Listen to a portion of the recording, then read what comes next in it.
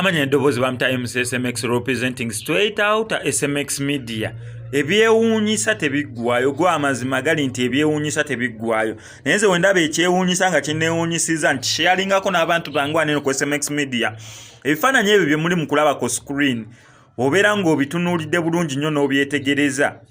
Kizibu kukkiriza mbunneera omuntu oyo gwe mulaba atudde katebe. Nga mulaba mbu muvubuka ayambadde suuti ya pinki bamwambaza atudde katebe. Naye neewuunyiza n'okwewuunya ensi gyeraga. Omuvubuka oyo g'amazima gali nti ogwo mulambo gwe mulaba ku screen yammwe. Oyo omuvubuka afudde oba mulambo. Naye enteekateeka y'amaziika gwe final viewing ya bode ye tebagitadde mu sanduuke ng'abantu bonna bye batera okukola. Nedda bo bakikoze mu ngeri oba ngiyite ya swaga oba mu ngeri ki simanyi nange engeri ntuufu nnungi yakukinnyonnyola naye bo we batyo bakipresentinze ti embeera gyegenda etutwala trend gye zigenda zitutwala eswaga gye ligenda litutwala okubeera popular famous n'okukola ebyewuunyisa abantu okubeera curious.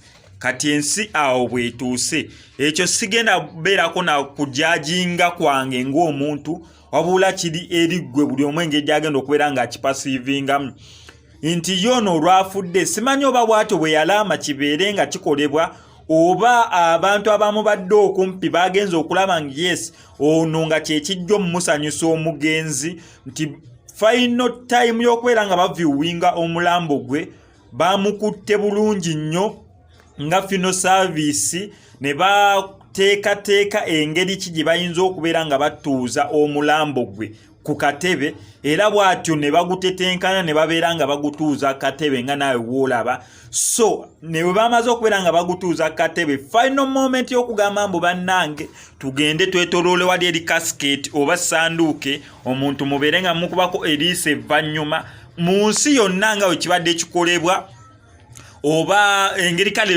ngeri simanyi mwe mu tribe ya muje mukikolamu naye ne waffe mu Uganda ne mu Buganda we batyo abasinga babadde bakikola ate in most cases olaba n'engeri gye bizenga bi developinga ne casket oba sanduuke kati bagiteekako ka gilaasi oba ka mmira nti tebagibikula muntu kubeera ng'ofuna physical contact naye oba osobola omulaba direct bamuteeka mu casket naye nga casket eriko akalabirwamu so mumuviewingako afuwe muviewingako aneno ku face naye ekyenjawulo ekiriwo titebakikoze wali mu ggwanga lya Uganda nedda tekiri mu Uganda oba kyabadde mu Colombia no oba kyabadde mu Gabon simanyi nsi nnungi gye kyabaddemu njerabidde gye kyabaddemu naye bansindikidde ebifaananyi bintu ebyo byatambudde ku social media platforms naddala ez'ensi nange paka we byantuuseeko nga ye final moment kyesimanyi oba watyo bwe yalaama oba banene abamu badde okumpi bo we batyo balabye nga kyekisaanira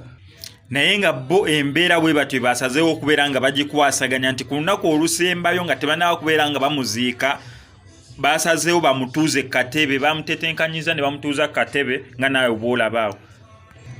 Amanya endoboozi nsigadde nze mu SMX representing straight out SMX media obeera yagadde story yange gye nkoze kankusaba bambi subscribing like nga ato commenting wano ku SMX media oleme kubeera ng'omissinga stories nga zino. MC SMX I sign out.